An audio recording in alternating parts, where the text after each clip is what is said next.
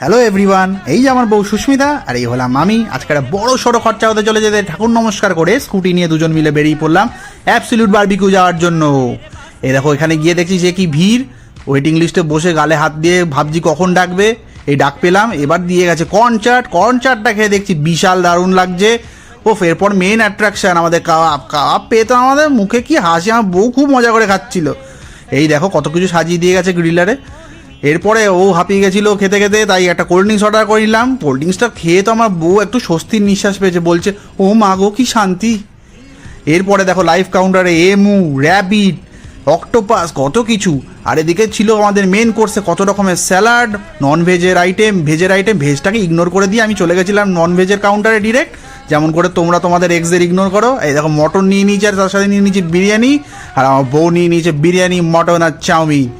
এরপরে জিলাপির কাউন্টারে গেছে আমার বউ, বলছে ও দাদা আর দুটো জিলাপি দাও, এরকম কিপটামো করো না প্লিজ, থ্যাংক ইউ। এরপর এসে গেছি ডেজার্ট কাউন্টারে এসে আমার বউ কিচ্ছু বাদ দিচ্ছিল না, সব নিচ্ছিল। আমি বললাম এত নিও না, অন্যদের নিতে দাও। বলছে না টাকা দিয়ে এসে সব নেবো, তুমি চুপ করো।